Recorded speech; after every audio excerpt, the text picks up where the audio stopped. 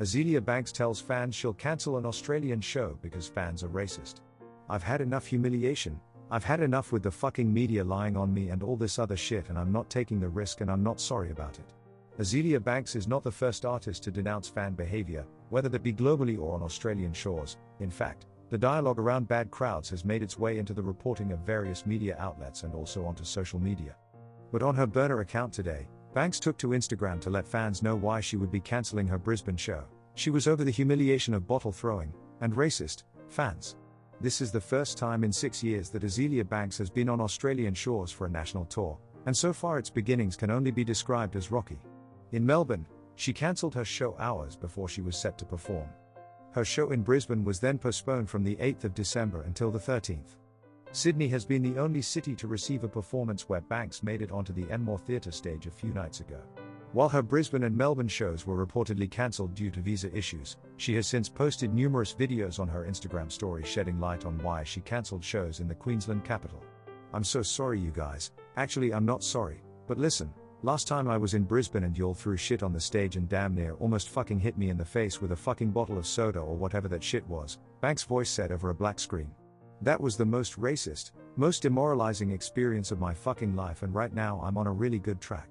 Banks went on to say that she was sure that the Australian media would turn it around and make it her fault, that there was a whole different kind of culture around here, and that she's in a place in her womanhood where she has enough emotional intelligence to erase room for error before it happens. According to Point Blank Group, the touring company responsible for bringing Banks out to Australia, the Brisbane show hasn't been confirmed cancelled, but ticket holders have already been offered a prompt to apply for refunds via their website. While many fans across the country will be disappointed in Banks' cancellations, the artist is not alone in her resentment of Australian crowds, or crowds in general. Over the last few months, artists and commentators have come out to denounce various bouts of unacceptable fan behavior. Vice recently wrote about it in Why Do Live Music Audiences Suck Right Now? Citing moments in culture like Steve Lacy's various controversies where, at one point, he threw a fan's camera at the ground when moments before they had thrown it at his chest.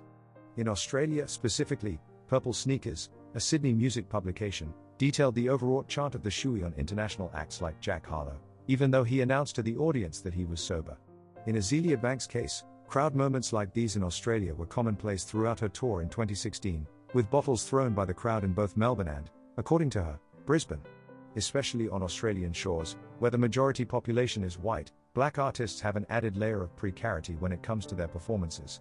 At both Tyler the Creator's Splendour in the Grass and Sydney shows, he'd intermittently stop to ask where all the N at?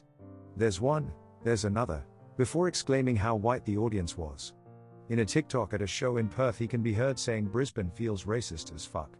At Kendrick Lamar's recent Australian shows, the N-word was muted from several of his songs. The intent was clear: to stop the majority white audience from singing along. While Banks' controversies haven't shed the most positive light on her career, and I'd be remiss to not mention that she has had a contentious history with fans, including being accused of transphobia and at numerous times storming off stage, we now live in an era where musicians are restructuring the narrative of the fan/musician relationship. There is no longer an obligation to fulfill the needs of the audience in favor of their own personal well-being, as exemplified by the flurry of cancelled shows in the last few years as artists set their own mental health and well-being as priority. I've had enough humiliation. I've had enough with the fucking media lying on me and all this other shit, and